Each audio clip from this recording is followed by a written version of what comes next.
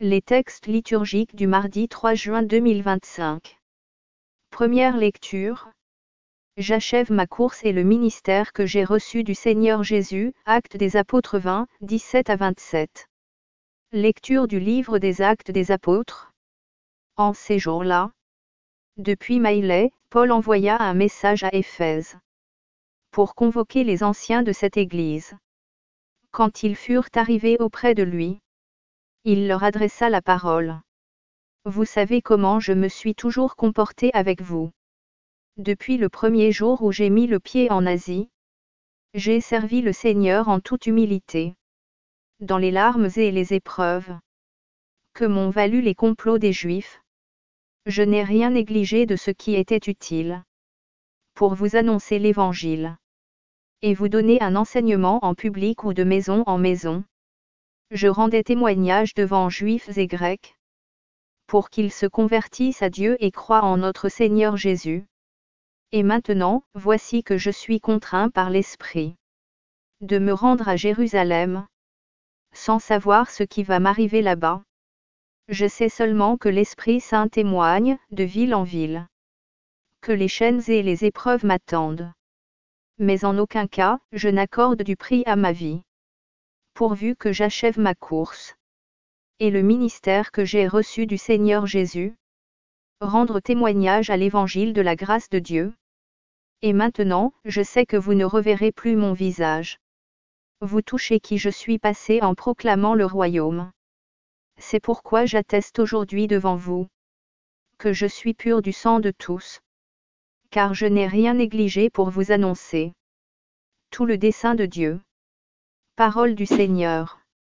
Psaume 67, 68, 10 à 11, 20 à 21. Tu répandais sur ton héritage une pluie généreuse. Et quand il défaillait, toi, tu le soutenais. Sur les lieux où campait ton troupeau, tu le soutenais, Dieu qui est bon pour le pauvre. Que le Seigneur soit béni. Jour après jour, ce Dieu nous accorde la victoire. Le Dieu qui est le nôtre est le Dieu des victoires. Et les portes de la mort sont à Dieu, le Seigneur. Évangile. Père, glorifie ton Fils, Jean 17, 1 à 11a. Évangile de Jésus-Christ selon saint Jean. En ce temps-là, Jésus leva les yeux au ciel et dit : Père, l'heure est venue.